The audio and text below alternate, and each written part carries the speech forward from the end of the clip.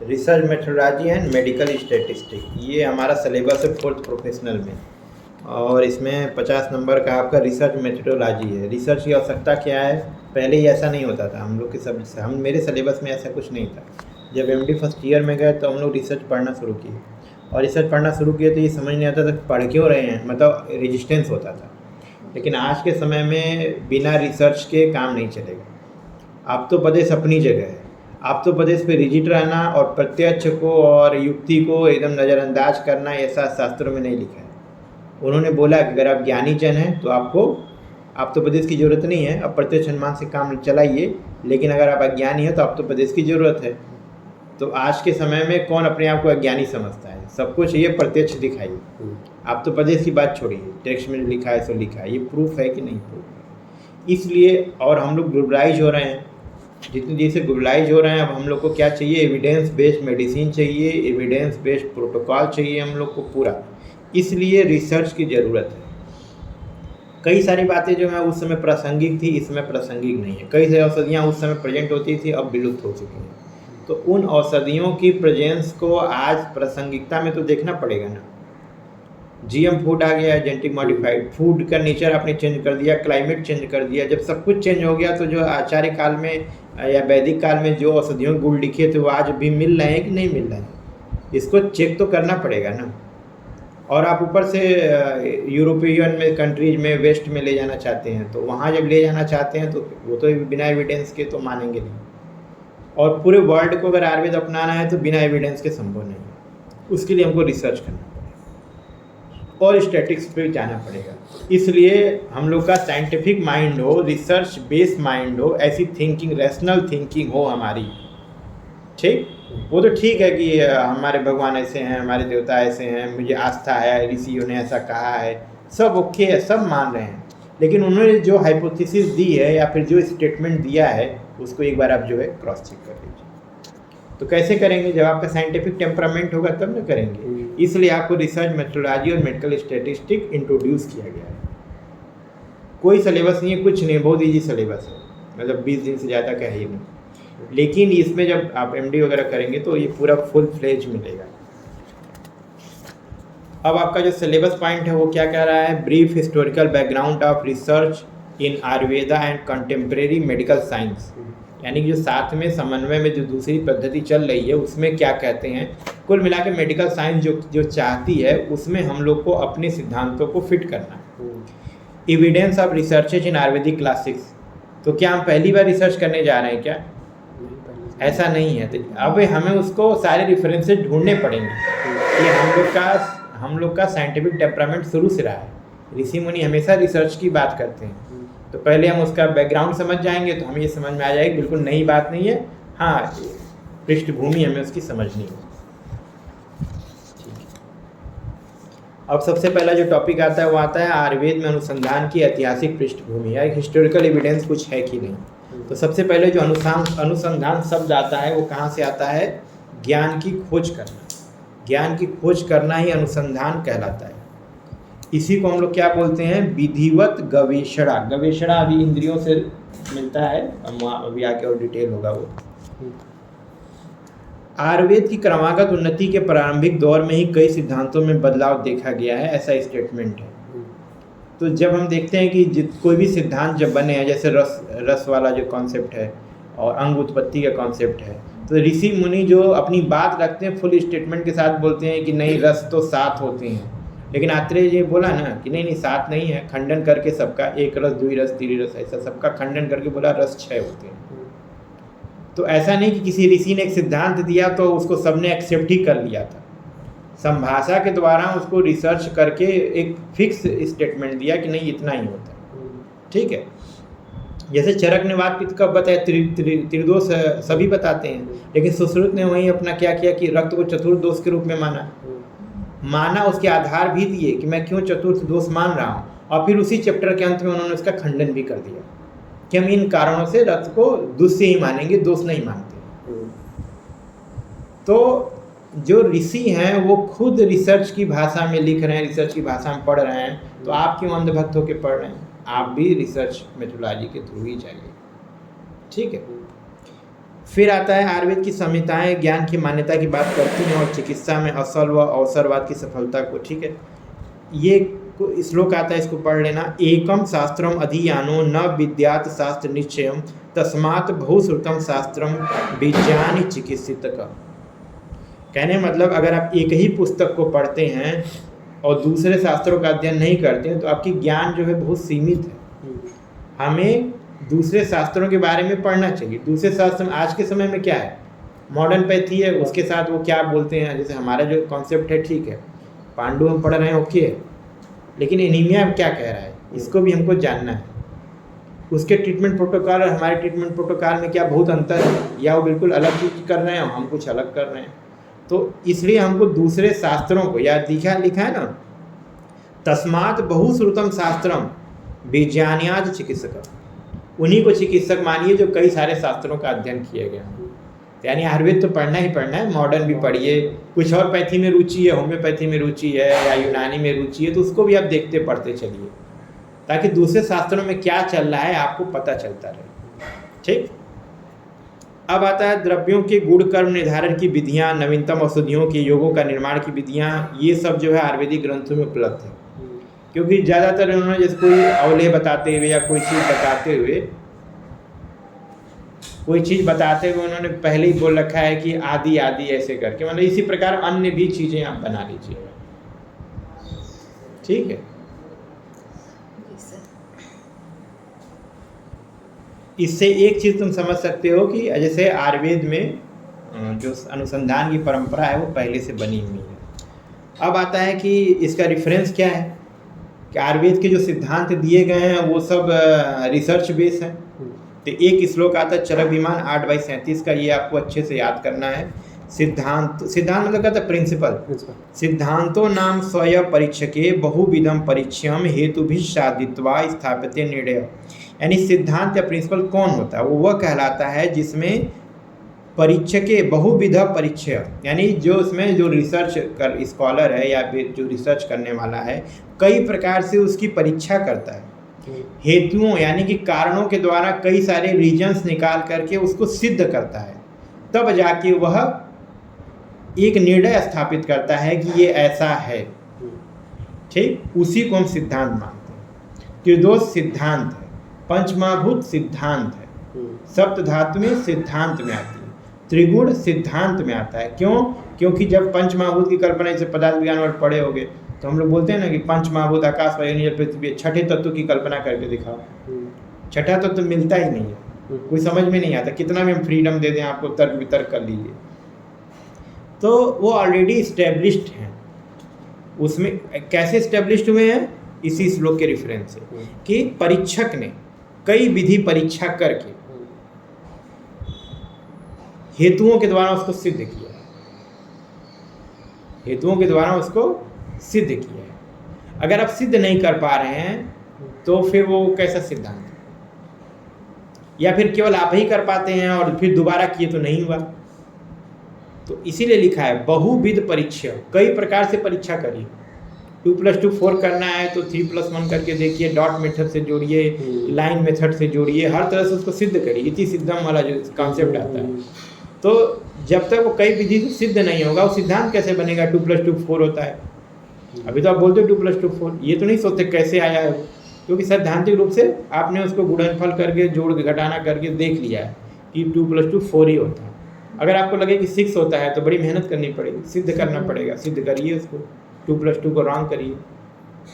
तो जब भी कोई सिद्धांत होता है तो कई बार उसकी परीक्षा करके उसको सिद्ध कर दिया जाता है। जैसे कोई भी मेडिसिन है, आपने पहले 1 पेशेंट में देखा, रिप्लिक काम किया, फिर 4 में देखा, फिर 10 में देखा, फिर 100 में देखा, 1000 में किया, उसके बाद कोई स्टेटमेंट देते हैं ना, ये चीज़ ये ज्वरग्न है, क्योंकि ज्वर को उतारता है। अब गुरुची एक में ज्वर उतारे और दूसरे में न उतारे, तो कैसे सिद्धांत बनेगा गुरुची ज्वरग्न है ना। चाहे लक्ष्मी विलास रसी ले लो या त्रिभुवन कीर्ति रस है, वात कफत ज्वर में हम देते हैं। अगर वो एक व्यक्ति में उतार दे बुखार और दूसरे में न उतारे तो क्या होगा, सिद्धांत के रूप में रह पाएगा। तो उसके जो गुण, जो फलश्रुतियाँ लिखी हुई हैं वो ऋषि मुनियों ने रोगियों पे दे करके देखा है, उसके गुण धर्म की विवेचना की, तभी तो द्रव्य गुण पढ़ते, रस गुण वीर विपाक प्रभाव। उसके बाद उन्होंने बताया, इसलिए हम उसको एज ए स्टेटमेंट आप्तोपदेश के रूप में लेते हैं कि ऋषि मुनियों ने कहा है तो सही ही कहा है, सही यूं ही नहीं कहा है, उसको बहुविधम परीक्षम हेतु साधित्वा स्थापित निर्णय, उनका निर्णय है, उनका डिसीजन है, ये ऐसे ही काम करता है। ठीक है। अब आता है कि हेतु का मतलब क्या होता है, यहाँ पे लिखा है ना हेतु भी साधित्वा स्थापित निर्णय, तो हेतु में क्या लेंगे देख लीजिए, प्रत्यक्ष अनुमान ऐतीय औप्यगम इति, प्रत्यक्ष अनुमान और ऐतीय प्रमाणों से आप उस चीज को सिद्ध करते हैं। ठीक है। अब जो आयुर्वेद की जो जनरल वो चीज़ें हैं उसमें क्या है कि स्टेटमेंट दे दिया जाता है, उसके बाद उससे एविडेंस हम लोग जनरेट करते हैं। तो मॉडर्न में भी यही है, पहले एक हाइपोथेसिस देते हैं कि ये चीज़ ये कार्य करती है, जैसे मान लो मॉडर्न का लोग पैरासीटामॉल फीवर को डाउन करती है और ये मैलिएज को भी कम करती है, आपने स्टेटमेंट दे दिया, क्लोज स्टेटमेंट हो गया, इसको हाइपोथेसिस बोलते हैं। अब इसको सिद्ध करिए, तो सिद्ध करिए तो 3-4 विधियों से सिद्ध करेंगे, उसके फार्माकोलॉजी से सिद्ध करेंगे, पेशेंट को देंगे, बोलेंगे हमने 2 ग्रुप बनाया, एक को पैरासीटामॉल दिया, एक को प्लेसिबो दिया। प्लेसिबो मतलब पैरासीटामॉल जैसी दिखने वाली, पैरासीटामॉल जो हम यूज करते हैं उसमें एनाल्जेसिक में और एंटीपायरेटिक रूप में। अब हमें 2 मेडिसिन लेनी है, एक प्लेसिबो हो और एक पैरासीटामॉल हो। तो प्लेसिबो कैसा होगा, दिखने में, रंग में, टेस्ट में बिल्कुल जो आपका मेन कंटेंट है जिससे आप कंपेयर करने वाले हैं उसके जैसा होना चाहिए। उसको लेकर के हमको ग्रुप में डिवाइड करना है। तो ग्रुप 2-3 तरह से बन सकता है, इसमें एक ग्रुप हम बनाएंगे जिसको पैरासीटामॉल देंगे और दूसरा ग्रुप बनाएंगे जिसको प्लेसिबो देंगे।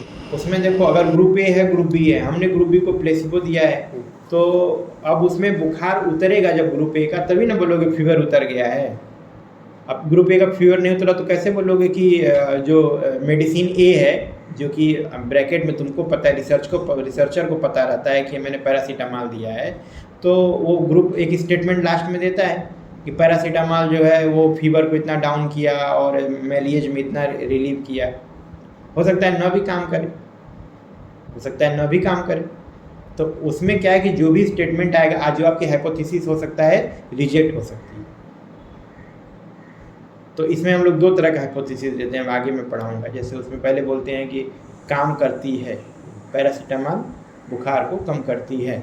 दूसरा हाइपोथेसिस, पैरासीटामॉल बुखार को कम नहीं करती है।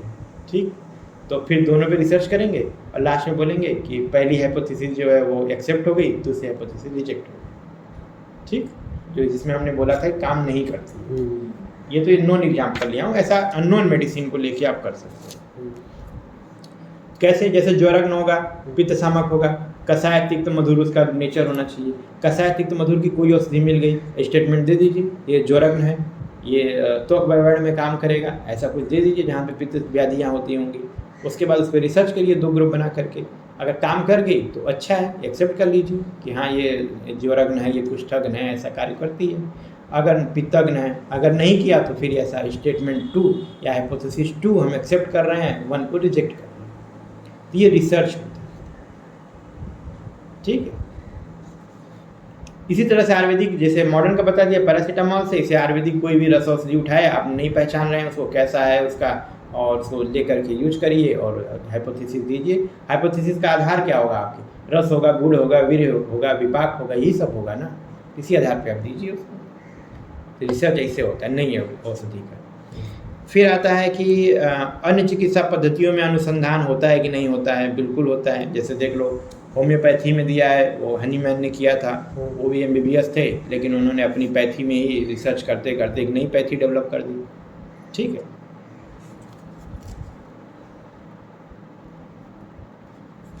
जैसे उन्होंने रिसर्च जो दी थी, जैसे क्विनिन से जो मिलता है वो मलेरिया का में चिकित्सा में यूज किया जाता है। तो उनका होम्योपैथी का प्रथम सिद्धांत जो क्या आता है, सिमिलिया सिमिलिबस करेंटर ऐसे करके, मतलब वो सामान्य से सामान की वृद्धि होती है। बोलते हैं ना होम्योपैथी दवा पहले उभार देती है, उसका चिकित्सा सिद्धांत यही है कि व्याधि को पहले बढ़ा दीजिए। तो वो एक तरीके का वही सामान्य वृद्धि कारण, यही पढ़े हैं ना, सामान्य हम भी चीज़ों को उभारते हैं, उभार करके फिर उसकी चिकित्सा करते हैं। तो सेम सिद्धांत से उन्होंने अपना सिद्धांत बनाया। चूँकि ये सभी पद्धतियों की जननी है, इस वजह से कोई भी सिद्धांत कहीं भी पैथी का होगा, आयुर्वेद में जरूर मिल जाएगा। सर्वदा सर्वभावनम सामान्यम वृद्धि कारणम, यही तो है होम्योपैथी का प्रथम सिद्धांत, यही है। ठीक है, इसी तरह और भी चीज़ें हैं। यूनानी में देख लो, यूनानी का तो काफ़ी कुछ मिलता जुलता है हम लोगों में। जैसे देख लो रज है, अविसेना है, ये सब अरबी चिकित्सक रहे हैं। अल जवारी नाफिज जो इस पद्धति को विकसित किया, इससे हमसे कोई मतलब नहीं है। जैसे उसमें देखो सोदा सफरा बलगम, ठीक, ये वात पित्त कफ के रूप में आता है, और रक्त को ये दोष के रूप में मानते हैं यूनानी वाले, हम लोग नहीं मानते। और एक समय में एलोपैथी का भी ये चारों बेस था, बलगम और रक्त और येलो बाइल और ब्लैक बाइल, एलोपैथी वाले भी इसको मानते थे। मतलब जो हिप्पोक्रेटस हैं उनके जो जब सिद्धांत वो स्टार्टिंग फेज में था तब। बाकी देख लीजिए, जिसमें अभिसेना जो है वो मुख्य रूप से ग्रीस और इस्लामिक चिकित्सा से प्रभावित थे, और सुश्रुत की चरक संहिता और सुश्रुत संहिता ये सब पढ़े रखी थी उन्होंने। चिकित्सा सिद्धांत निदानों के आधार पर देख लो कुछ किताबों का, जो उसमें टर्म दिया रहता है, इजले सबब हेतुओं का निर्हरण, यानी जो कारणों को हटाइए। तदीले अखलत दिया है, दोषों को साम्यावस्था में लाना। तदीले अजा धातु की साम्यावस्था में लाना। तो काफ़ी मिलता जुलता है यूनानी और आयुर्वेद की सिद्धांत। चूँकि हम लोग का पुराना सिद्धांत है, तो जैसे इसमें जिस चरक को सरक नाम से वहाँ पे वर्णन है, उन्होंने कन्वर्ट किया है, और कुछ किताबों का भी ट्रांसलेशन हुआ है समय समय पर, चरक का ही हुआ है, चरक का ही हुआ। हाँ। तो अब इसमें देख लो 5000 ईसा पूर्व था अपना, ठीक है, कुछ और नहीं। सिद्धांत सिद्ध सिद्धांत का दृढ़ विश्वास है, यत पिंडे सिद्ध सिद्ध सिद्धांत, जैसे आयुष पढ़ते हो ना, तो आयुष में एस आता है, AYUS, एस आता है सिद्धा। सिद्धा जो होता है वो पूरा रसशास्त्र है एक तरीके की, लेकिन वो अपने आप को हम लोगों से आयुर्वेद से अलग मानते हैं। सिद्धा चिकित्सा ही होती है, और उसमें अच्छे से डेवलप हो रखा है साउथ में, और उसमें मिनरल वगैरह ये सब चीज़ों का प्रयोग करते हैं। ठीक है, हर्ब का प्रयोग कम होता है। उनके बेसिक कॉन्सेप्ट हैं आयुर्वेद से मिलते जुलते ही, लेकिन सिद्धा चिकित्सा बोलते हैं। उसमें चिकित्सक जो नागार्जुन थे रसशास्त्र में, सिद्ध चिकित्सक माने जाते हैं। ठीक है, फिर आता है आयुर्वेदिक ग्रंथों में अनुसंधान के क्या एविडेंस हैं। ये इंपॉर्टेंट क्वेश्चन है, एग्जाम में आता है। चरक संहिता की शुरुआत में क्या होती है? दीर्घम जीवती अध्याय। चैप्टर का नाम ही क्या है? दीर्घम जीवती अध्याय, यानी दीर्घ जीवन की खोज। लंबी आयु की कामना से लोगों ने विचार करना शुरू किया, करें क्या। तो खोज तो वहीं से स्टार्ट हो गई, पहले शब्द से ही। अतः प्रथम शब्द से ही खोज की श्रृंखला संज्ञान होता है, और इसके लिए अनुसंधान करना पड़ता है। जब भी आप खोज करेंगे तो बिना अनुसंधान के नहीं होगा। इसीलिए तो पहले तो कि रिसर्च टीम इकट्ठी की जाए। तो आयुर्वेद औषध रिसर्च टीम इकट्ठी हुई, आते भारद्वाज अपना गए ले दे के आए। ठीक है, तो सिद्धांत की परिभाषा वो तो अभी हमने पढ़ लिया है। सिद्धांतो नाम स्वयं परिचय के हेतु भी साधित्व स्थापित नेट है, ये श्लोक होता है, इसको याद कर लेना हमें। बाकी ज्ञान प्राप्त करने के लिए उपकरण आयुर्वेद में बताए गए हैं, जो चरक संहिता ने बताया। सबसे पहले उन्होंने बोला डायरेक्ट ऑब्जर्वेशन यानी प्रत्यक्ष, दूसरा इन्फ्रेंस यानी अनुमान, तीसरा ट्रेडिशनल नॉलेज क्या कहता है इसके बाद, ऐतिह्य, और एनालॉजी, जैसे यहाँ वैसे यहाँ। ठीक, जैसे वहाँ जैसा हो रहा होगा उसी प्रकार में बॉडी में भी ऐसा करेगा, एनालॉजी। हम लोग क्या करते हैं, जैसे मॉडर्न में देखो डायरेक्ट ऑब्जर्वेशन देखते हैं, वो इन्फ्रेंसेस होते हैं बहुत सारे, ट्रेडिशन उनके मेडिकल एविडेंस होते हैं। उसके बाद एनालॉजी करते हैं, किसी चूहे पे या खरगोश पे करेंगे, देखेंगे ऐसा उस पर काम कर रहा है, फिर बोलेंगे ऐसा ही ह्यूमन में करेगा, किए नहीं। तो एनालॉजी, उसी आधार पे ह्यूमन ट्रायल होते हैं, वॉलंटियर खोजे जाते हैं, वो किए जाते हैं। ठीक है, अब आता है जैसे पौष्टिक आहार का भी वर्णन देख लीजिए। योग परीक्षण करके ही करना चाहिए, और बहुत सारी चीज़ें हैं। वायु के कर्म के अवयवों का भी हमने प्रत्यक्ष अनुमान और आप्तोपदेश से प्रमाण दिया है। तो ये श्लोक है, तेषाम अवयवन् प्रत्यक्षम अनुमान उपदेशे साधित्वा नमस्कृतम। तो जो जैसे वात कला कली अध्याय, उनमें जो भी वायु के गुण बताए, उन्होंने बोला कि मैं ऐसे ही नहीं बता रहा, मैं उसको प्रत्यक्ष अनुमान और आप्तोपदेश से बता रहा हूँ। तो ये बेसिक बात है कि रिसर्च को हम लोगों ने नहीं छोड़ा है। फिर आता है आप जैसे ये अग्निवेश तंत्र में पुनः संपादन जो है साहित्यिक अनुसंधान का उदाहरण है, जो प्रतिसंस्करण होता है। अभी तो मान लीजिए संग्रह ग्रंथों की बाढ़ आ गई है, किसी का लिया, किसी का कहीं से लिया, चिपकाया और बुक बना दिया। लेकिन जैसे चरक खुद प्रतिसंस्कर्ता थे, है ना, जो अग्निवेश तंत्र को उन्होंने पूरा मॉडिफाइड किया। प्रतिसंस्कर्ता के रूप में चरक आते हैं, दृढ़बल संपूरणकर्ता के रूप में आते हैं। तो इन्होंने योगदान दिया ना, इसको साहित्यिक रिसर्च ही तो बोला जाएगा। कितने चैप्टर विलुप्त हो गए थे, कई जगह ओपिनियन जो है वो चरक का खुद का उसमें दिया हुआ है, अग्निवेश से इतर है। तो अभी हम लोग उसी को अग्निवेश तंत्र को ही तो चरक संहिता बोलते हैं। तो कहने का मतलब ये है कि पूरे जो 120 चैप्टर हैं वो सारे चैप्टर्स का तैयार करना दोबारा विलुप्त होने के बाद इसको साहित्यिक अनुसंधान कहा जा सकता है। ठीक, इसके अलावा द्रव्य की परीक्षा के लिए बहुत सारा वर्णन है, देख लो। द्रव्य की चरक विमान स्थान में ही दिया है। प्रकृति देखना, गुण देखना, प्रभाव देखना, देश देखना, ऋतु देखिए, संग्रह की विधि के लिए बोला ना, इसी विधि से आप संग्रह करिए, उत्तर पूर्व दिशा में होइए, नमस्कार करिए, सब कीजिए। संरक्षण की विधि दिया हुआ है, कैसे उसको रखना है, ये सब पढ़ाया हूँ आपको। प्रसंस्करण की विधि, उसका शोधन विधि दिया हुआ। प्रयुक्त मात्रा, डोजेज के बारे में बताया गया है, पीडिया में अच्छे से था वर्णन था उसका। दोष कर्षण और वर्धन की मात्रा, यानी दोष को घटाने और बढ़ाने के लिए हमको कुछ करना चाहिए, ऐसा दिया हुआ। बाकी टॉक्सी में हम लोग पढ़े हैं कि जैसे पशुओं को कुछ मतलब भोजन आप खुद करने जा रहे हैं, उसके पहले जो पशु का उदाहरण दिया गया कि कौन से पशु होंगे या कौन सा पक्षी होगा तो किस प्रकार का व्यवहार करेगा। ठीक है, मोर खुश हो जाएगा, बंदर मलत्याग कर देगा, जीवन जी अपना चिल्लाने लगता है। तो इस तरह के कॉन्सेप्ट दिए हुए हैं। तो पशु पक्षियों के प्रभाव का वर्णन बिना रिसर्च बेस तो नहीं हो सकता। ठीक है, सभी जानवर भी इसको देख के तो खुश नहीं होते, या अग्नि में डालने पे नीली हरी रेखाएं दिखाई दे तो ये जब डाला गया होगा तब न देखा गया होगा। तो ये कॉन्सेप्ट है आपका द्रव्य परीक्षा का। इसके अलावा पंचकर्म का अभी तो पढ़ाना है आप लोगों को। पंचकर्म का योग, अति योग, सम्यक योग, इन सब के जो नैदानिक परीक्षण के उदाहरण हैं, जैसे योग्य कौन है, योग्य कौन है, निषेध किसमें है, ये सब बिना परीक्षा के या बिना क्या नाम है रिसर्च के आप नहीं लिख सकते। जैसे भी अग्निकर्म करते हैं हम लोग, अग्निकर्म क्या बोलते हैं कि सुकुमार लोग के लिए, जलौका जो सुकुमार राजा के लिए। तो क्यों बोलते हैं? क्योंकि देखा गया है कि डायरेक्ट रक्तमोक्षण कराइए तो पेशेंट ज़्यादा उपद्रव कर रहा है। जो सुकुमार हैं, बालिकाएं हैं, महिलाएं हैं, उनको दिया गया तो उसमें लगा कि यार जलौका ज़्यादा सेफ है। जो रिसर्च के द्वारा जलौका को निकाला गया ना, ब्लड रक्तमोक्षण। कोई नहीं, दूसरे जानवर सांप आपको क्यों नहीं लिख दिए? नहीं लिखे है ना, जलौका लिखी है ना। तो रिसर्च करके लिखे हैं कि जलौका जल में रहती है, विष का पान करती है और दूषित रक्त को पान कर लेगी, उससे रिजल्ट आएगा, इस वजह से। इसलिए सारे जो कॉन्सेप्ट है उसमें अब आपका नज़रिया बदलेगा। अब आप पढ़ेंगे तो आपको लगेगा कि ये बात लिखी है तो रिसर्च करके लिखी गई। अब आता है अनुसंधानकर्ता या शोधकर्ता के गुण, बहुत इंपॉर्टेंट है। विद्या, वितर्क, विज्ञानो, स्मृति, तत्परता, क्रिया, यस्येते षड्गुणस्य तत् न साध्यम अतिवर्तते। यानी अनुसंधानकर्ता में 6 गुण होने चाहिए। सबसे पहले विद्या। आप रिसर्च करने जा रहे हैं तो आपके अंदर कम से कम अपने सब्जेक्ट का एक्सपर्टीज तो होना चाहिए, नॉलेज तो होना चाहिए। अगर आप कल को कोई रिसर्च कर भी लिए तो उसको मानेगा कौन? आप उस सब्जेक्ट के वाले हैं ही नहीं। जैसे बहुत सारा हमारा ट्रेडिशन ज्ञान जो है परंपरागत वैद्यों के पास है और अभी भी हम उसको वैलिड नहीं कर पा रहे।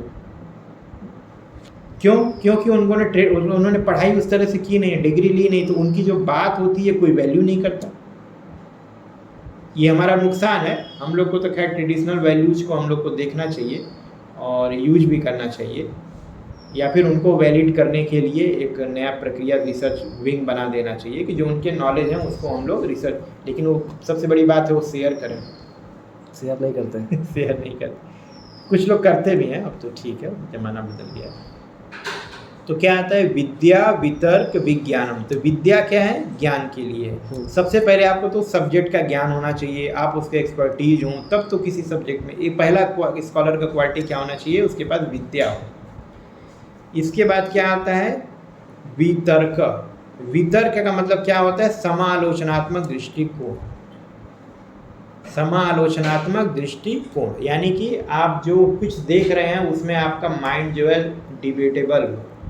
ठीक, डिबेटेबल होने का मतलब यह है कि आप वितर्क कर सकें, तर्क कर सकें, उसमें एक एनालिटिकल या क्रिटिकल जो है आपका विजन होना चाहिए। अब कोई आपने स्टेटमेंट पढ़ ली, दोस्त 3 होते हैं, नहीं दोस्त 3 ही होते हैं, मैं मान लिया, आचार्य ने कहा दोस्त 3 ही होते हैं, तो आपका क्रिटिकल या एनालिटिकल तो नहीं हो पाया। आपको सोचना पड़ेगा दोस्त 3 क्यों होते हैं। आचार्य खुद उसमें विवेचना कर रहे हैं कि 3 क्यों होते हैं, और आप कह रहे हैं कि हम ऐसे ही मान लेंगे। तो इस टेम्परामेंट से कोई रिसर्च हो पाएगी? कोई रिसर्च नहीं हो पाएगी। आप कभी उसमें एक लाइन भी परिवर्तन नहीं कर पाएंगे। अभी तो मान लीजिए संग्रह का समय चल रहा है, सब जगह संग्रह ग्रंथ लिखे जा रहे हैं या कंपाइलेशन चल रहा है, लेकिन जैसे दिड़बल हो गए या फिर अपना नागार्जुन हो गए, इन लोगों ने जो रिसर्च करके लिखी है, या डल्लर ने जो लिखा है, या चक्रपाणी ने जो ओपिनियन दिया है, वो सारे ओपिनियन जो है कहीं ना कहीं रिसर्च बेस है ना। वो डर थोड़ी रहे थे। प्रतिसंस्करण का यही अर्थ होता है ना, जो गूढ़ अर्थों को समझाए, अति संक्षिप्त को विस्तृत कर दे, विस्तार को अति संक्षिप्त कर दे। तो ये सारी जो चीज़ें थी वो तो उनका गुण है ना। अगर आप इसी से डरेंगे तो आप रिसर्च कैसे करेंगे? एनालिटिकल आपकी विजन नहीं होगा तो आप कैसे करेंगे? तो सबसे पहला जरूरी है कि वितर्क होना चाहिए, सम आलोचनात्मक दृष्टिकोण होना चाहिए। फेल हुए तो फेल हुए, पास हुए तो पास हुए, रिजल्ट हमारा यही आया, यही लिखना है, ठीक है। फिर आता है विज्ञान। विज्ञान का मतलब विशेष ज्ञान। तो हमें अन्य शास्त्रों के, जैसे हम लोग कोई जैसे थीसिस वगैरह बनाते थे तो उसमें क्या होता था कि कोई मेडिसिन ले लिए, तो मेडिसिन क्या काम कर रहा है, तो उसमें हमें क्या करना है कि उस मेडिसिन के बारे में जो भी ओपिनियन, रिसर्च, डाटा मटेरियल हमको चाहिए वो द्रव्य गुण वाला विभाग वाला देगा, या रसशास्त्री कोई मेडिसिन है तो रसशास्त्र वाला देगा। तो इसमें क्या होता है, अन्य शास्त्र यानी अन्य विभाग से भी, या फिर आप हम मॉडर्न कोरिलेशन भी उसका देखते थे, एंशियंट क्या है, मॉडर्न क्या है, दूसरे शास्त्रों में कुछ दिया हुआ है, पुराण वेद, कहीं उपनिषद में कुछ रेफरेंस आता है तो उसको भी हम लोग कंपाइल करते थे। तो मतलब अन्य शास्त्रों का भी आपको ज्ञान होना चाहिए, या फिर ऐसे एक्सपर्ट आपके पास कांटेक्ट में हो जो आपको ओपिनियन दे सके। तो आप अपने मन से कुछ भी लिखेंगे तो बेटर है कि जैसे मान लीजिए प्लांट के बारे में कोई ओपिनियन देना है तो द्रव्यगुण का व्यक्ति ओपिनियन देगा तो ज़्यादा वैलिड होगा, है ना। उसके बाद स्मरण शक्ति। जो लोग रिसर्च करते हैं पूरा जीवन रिसर्च में खप जाता है। वो पहला पॉइंट जहाँ शुरू किए थे वहीं पे 4 साल बाद भी उसके बारे में सोचते रहते हैं। अब स्मरण ही ना हो, कल कुछ ओपिनियन दिए, आज कुछ ओपिनियन दिए, परसों का इस पे काम नहीं करेंगे, दूसरे पे काम करेंगे, तो आप कैसे रिसर्च को पूरी कर पाएंगे? तो ये आपका क्या आता है कि स्मृति तो होना ही चाहिए।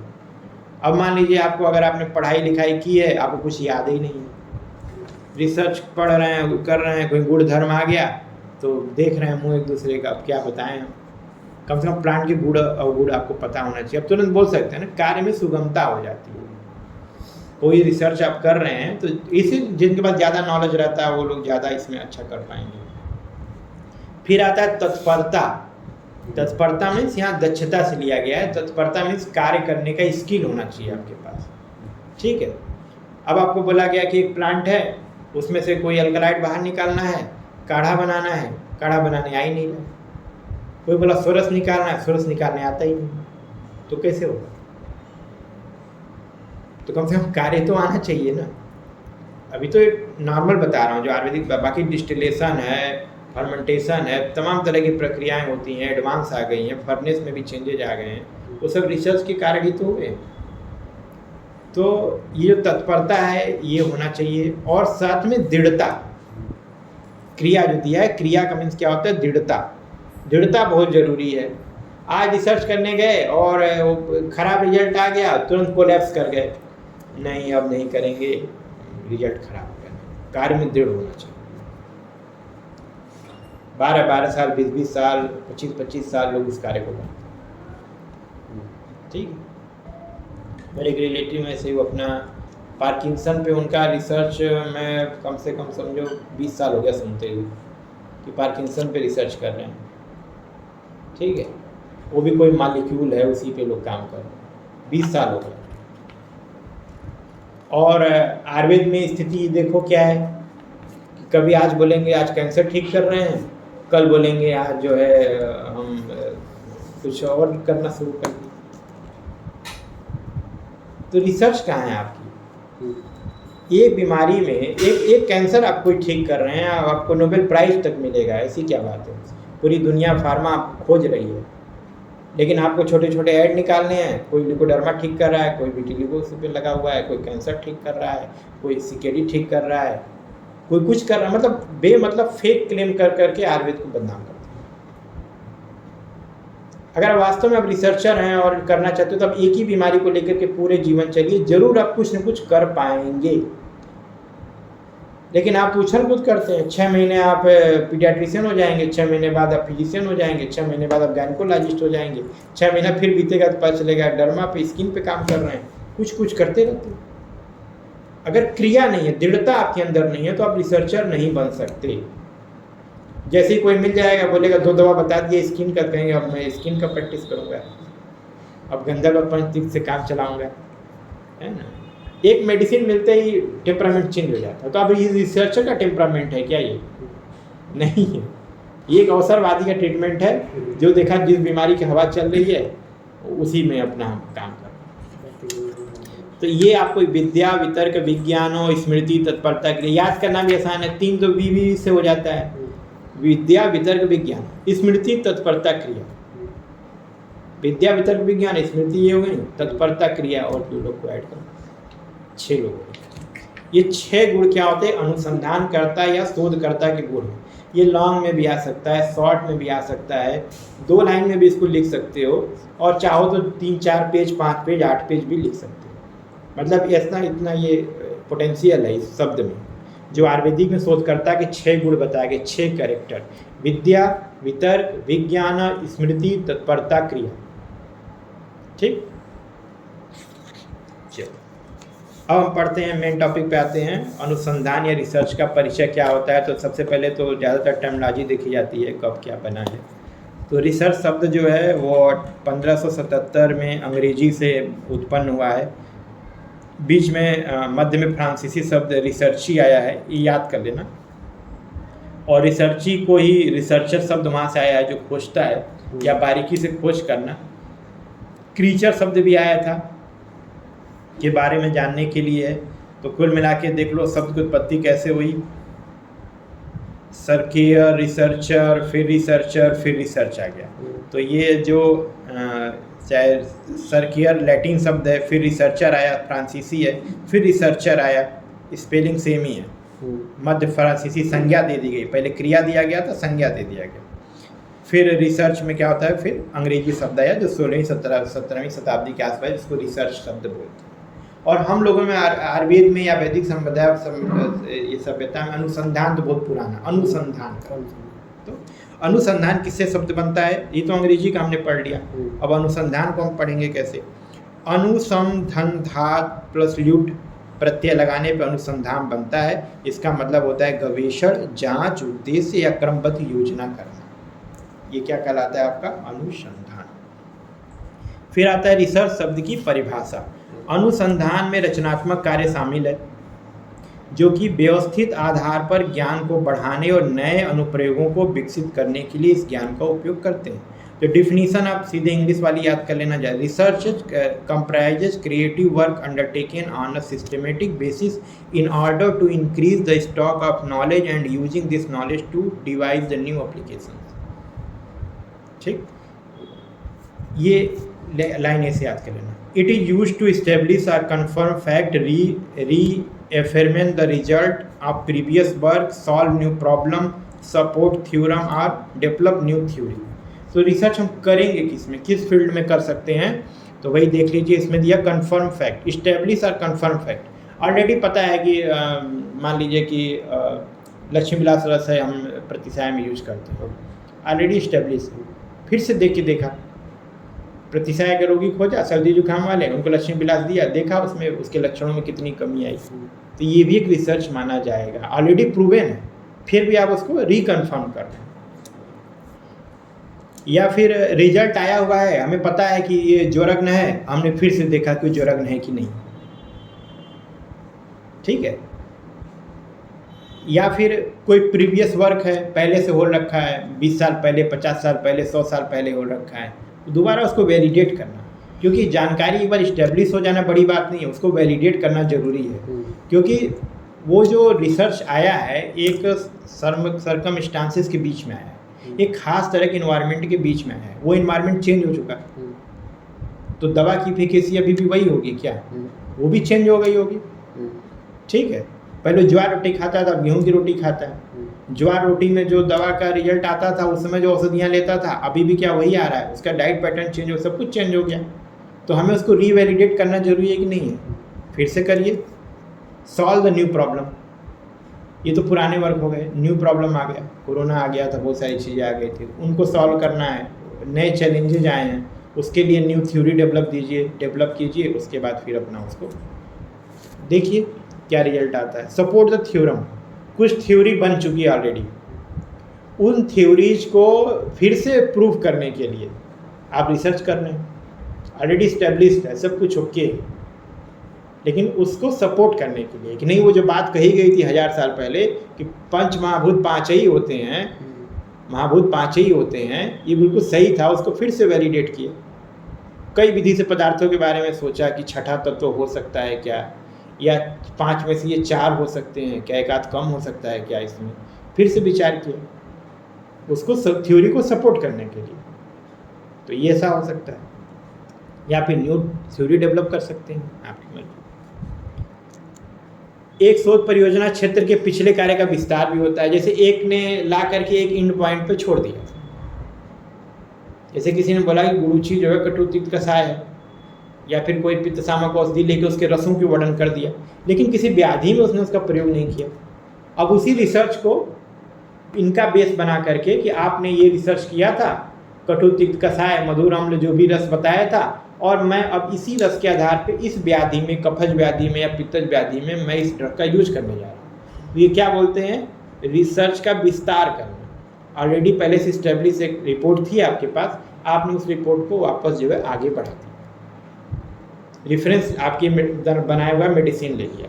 कई कभी होता है, कई पीढ़ियाँ काम कर जाती हैं, एक पीढ़ी मेडिसिन बनाती है, एक जनरेशन, फिर वो वैज्ञानिक हट जाते हैं, फिर दूसरे साइंटिस्ट आते हैं, उस फार्मूले को लेकर के वो डिजीज पे ट्रायल करते हैं। इसलिए बड़ी लंबी प्रक्रिया होती है रिसर्च की। ये जो घड़ी घड़ी अय्यार जैसा रूप बदल के कभी डायबिटोलॉजिस्ट हो जाएंगे, कभी कुछ हो जाएंगे, कभी कुछ हो जाएंगे, तो उससे कैसे कुछ भी प्राप्त नहीं होगा, कुछ भी प्राप्त नहीं होगा। क्योंकि रिसर्च जो है जहाँ से आपने जहाँ तक पहुँचा उसके आगे की प्रक्रिया। जैसे कोविड काल में बहुत सारे लोगों ने दावा किया कि मैंने ऐसी मेडिसिन बना ली है कि जो कि कोरोना ठीक कर देगा, रिस्पायरेटरी प्राणवायु सूत्र पे काम कर रहा है, ऐसा बहुत लोगों ने दावा किया। वो दवा आज भी यूज हो सकती है, आईसीयू में यूज हो सकती है, जहाँ वेंटिलेटर लग रहा है वहाँ यूज हो सकती है, जहाँ पर कि अस्थमेटिक पेशेंट हैं, छोटे छोटे बच्चे हैं, वृद्धों में होना ही होना है, वहाँ भी यूज हो सकता है, ट्यूबरकुलोसिस पेशेंट में हो सकता है। लेकिन उतने दावे करने वाले कहाँ गए? वो मेडिसिन है कहाँ? सब फेक था, अवसरवादिता थी। बात तब भी लक्ष्मी विलास और वासावले और कनकासव चल रहा था हजारों साल पहले, अब भी वही चल रहा है। आज भी अस्थमा में वही देते। जो बीच में लोग आए थे कि मैंने तो ऐसी औषधि बना ली, ऐसा ऐसा कर लिया, वो अब नहीं वैलिड, वो एग्जिस्ट नहीं कर रहा। तो क्या जग हंसाई ही तो हुई। कोविड काल में जितना आपने दावा किया उन सारे मेडिसिन का आप अगर फॉर्मुलेशन ओपन करते, या फिर किसी ने बनाई भी होगी, हम ये नहीं कह सकते क्योंकि संसार भीड़ों से खाली नहीं है, तो शेयर नहीं की, परंपरा को फॉलो करते हुए जीवन के साथ लेके जाए ये चीज़। लेकिन आचार्यों ने जो बुक में लिखा है उन्होंने शेयर किया, अपनी रिसर्च अनुसंधान को बताया है। उन्होंने वासा के गुण बताए, पथ्यादि के गुण बताए, गुड़ूची के गुण बताए, हरिद्रा के गुण बताए, है ना, सोड मरीच पिपली त्रिकटु त्रिजात सबके गुण बताए, उन्होंने शेयर किया। उसी के आधार पे आज हम चिकित्सा कर पा रहे हैं। अगर वो ना बताए तो तब ये साइंस मिलती है आपको? नहीं मिलती। तो प्रॉब्लम पीछे नहीं है, प्रॉब्लम प्रेजेंट ईरा का है। ठीक है, अनुसंधान एक विषय का वैज्ञानिक अध्ययन या महत्वपूर्ण जांच है जिससे नए तथ्यों को खोजने या पुराने तथ्यों को जोड़ने का प्रयास किया जाता है। Research is an endeavour to discover new fact और correlate old fact by scientific study of a project और a course of critical investigation. ठीक, अब आता है रिसर्च के साथ एक शब्द और आता है मेथोडोलॉजी। मेथोडोलॉजी यानी पद्धति। आप एक मेथड से तो करेंगे, एक सिस्टमेटिक वे में करेंगे। ऐसा क्यों करेंगे, ज़रूरत क्या है? जैसे मान लो अगर मैंने कोई रिसर्च किया और मैंने बोला ये ऐसा ऐसा कार्य करता है, और आपको मैंने दिया रिजल्ट, फिर आपने बोला कि इसको मैं भी करके देखता हूँ, मैं जांच करता हूँ, आपसे हो ही नहीं रहा, तो आप वो रिसर्च मानी जाएगी? रिसर्च में हमेशा रेप्लिकेशन की क्वालिटी होनी चाहिए, रेप्लिकेट होना चाहिए वो। ये नहीं कि एक आपके लैब में तो हो रहा है, रिजल्ट आ रहा है, हमारी लैब में आ ही नहीं रहा, या भारत ने किसी दिल्ली में बोला कि ऐसा हो गया, वाराणसी किसी वैद्य ने बोला ऐसा हुआ, और ले गए न्यूयॉर्क में कर रहे हैं, कुछ हो ही नहीं रहा। तो रेप्लिकेट होना सबसे बड़ी क्वालिटी है। रेप्लिकेट कब होगा? जब मेरी मेथोडोलॉजी और आपकी मेथोडोलॉजी सेम हो, तो मुझे एक मेथोडोलॉजी डेवलप करके आपको देनी होगी, तभी तो आप चेक कर पाएंगे ना। मैं बोलूँ यहाँ काम करता है और आप यूज कर रहे हैं, आप दूसरी तरीके से यूज कर रहे हैं, तो आप तो मुझे झूठा साबित कर देंगे कि आपका वो गलत है। तो हमें मेथोडोलॉजी या कार्य पद्धति को डेवलप करना होता है, उससे एक प्रोटोकॉल बना करके औषधि के साथ सबमिट करना पड़ता है रिजल्ट के साथ कि आपने इसको कैसे किया है। देखो, व्यवस्थित सैद्धांतिक विश्लेषण जो है मेथोडोलॉजी कहलाता है। आमतौर पर यह प्रतिमान सैद्धांतिक मॉडल, चरण और मात्रात्मक गुणात्मक तकनीक जैसे अवधारणाओं को शामिल करना है। सब चीज़ें होनी चाहिए उसमें ना। देखो मेथोडोलॉजी, ये मीनिंग आपको याद होना है। Methodology is the systematic theoretical analysis of the method applied to a field of study. Typically it compresses concepts such as paradigm, theoretical model, phases, qualitative and quantitative technique. ठीक, तो better है कि जो English version है वही याद कर लो, वो हिंदी में तुम कंफ्यूज कर जाओगे। फिर आता है जो कुछ पर्याय आता है, एग्जाम में आता है, ये इंपॉर्टेंट है। रिसर्च के पर्याय क्या है? सबसे पहले अन्वेषण या एषण। एषण का मतलब ही खोजना होता है, सर्जरी में ना एषण, ठीक है, अष्टवी संस्कार में एषण आता है, उसको खोजना होता है, उसमें प्रोब लेकर के देखा जाता है। तो इसमें अन्वेषण या एषण, तो देखो, इष्यते अन्विष्यते साध्यते अन्येत इति एषणा, एक व्यवस्थित तरीके से एक विशिष्ट लक्ष्य को प्राप्त करने का प्रयास। An effort to obtain a specific goal in a systemic way। ठीक, बाकी संस्कृत दिया हुआ है, देख लो। अन्वेषण मतलब ढूंढना या खोजना, एषण मतलब भी वही ढूंढना या कामना करना। फिर आता है गवेषण। गवेषण, गवेषण का मतलब होता है इंद्रियों की सहायता से कुछ खोजना। इंद्रिया मतलब आपके जो सेंसेस है उसके through. To search for something with the help of sense organ, गोविएषणम गवेषणम, ये याद कर लेना, गोविएषणम गवेषणम। फिर आता है, ठीक है, किसी वस्तु की खोज या तलाश, वही गवेषण का भी वही मतलब है। फिर तीसरा पर्याय क्या आता है? पर्यवेक्षण, तर्क के आधार पर जांच करना। तो ये तो ठीक है। परि इस धन ल्यूट, ल्यूट प्रत्यय लगेगा। पर्यवेक्षण is an investigation by the reasoning, reasoning के द्वारा, जो वहाँ पे हम लोगों ने पढ़ा था, विद्या वितर्क, वितर्क करके, हाँ, तर्क के आधार पे उस चीज़ को मानना। आप ऐसे बोल देंगे हम नहीं मानेंगे, उसके लिए आधार होना चाहिए, बेस होना चाहिए। और जो साइंटिफिक टेम्परामेंट का होगा वो डिबेट करता है, क्योंकि उसको समझने के लिए चाहिए, एविडेंस चाहिए। आप कह दिए हम नहीं मानेंगे, और ऐसे विद्यार्थी ही कुछ पढ़ पाते हैं। केवल आप जो बोला जा रहा है एक्सेप्ट करते जाए तो क्या आपके अंदर विकास होगा? कुछ नहीं होगा। एक टेम्पलेट के रूप में आप फॉर्म हो जाएंगे, लेकिन विकास तभी होगा जब उसको आप काउंटर करेंगे। नहीं, हम इस चीज़ को क्यों माने, इसका रीजन क्या है, तो काउंटर करना जरूरी है। काउंटर किस आधार पे करोगे? विद्या और वितर्क के आधार पे। कुछ नॉलेज होगा तब ना बोलोगे, इसलिए विद्या वितर्क दोनों रखें। फिर आता है चौथा, अनुसंधान। अनुसंधान एक समीक्षा, जांच या निरीक्षण का या सूक्ष्म परीक्षण है। अनुसंधान is the inquiry, investigation, close inspection और स्क्रूटनी। ठीक। शोध, शोध भी एक तरह का संशोधन या समाधान है, ये भी पढ़ लेना। उहापोह, उहापोह पहले ही पढ़ चुके। उहापोह की स्थिति यानी कि विचार करना, ऐसा हो भी सकता है, ऐसा नहीं भी हो सकता है। हो सकता है ये काम करे, हो सकता है काम ना करे। तो काम करेगा तो ऐसे ऐसे करेगा, हो सकता है ऐसे ऐसे ना करे। तो उहापोह तो होना चाहिए आपके मन में, तभी तो कोई वितर्क करोगे, एक साइड तो खड़े होगे ना। उहापोह की जो स्थिति होती है वह शब्द से बना है। वह का अर्थ होता है परीक्षण या निर्धारण करना, परीक्षण, निर्धारण, युक्ति देना। ये आपका 2 टॉपिक हो चुका है, इसमें अपना देख लो, कोई डाउट हो तो पूछ लो। जब भी आएगा रिसर्च की परिभाषा बताते हुए, इन सब चीज़ों को पर्याय बताते हुए, इसका क्या अर्थ है। पर्याय तो आपको याद करना पड़ेगा। पर्याय 5 है: अन्वेषण, गवेषण, पर्यवेक्षण, अनुसंधान, शोध और उहापोह। ठीक है।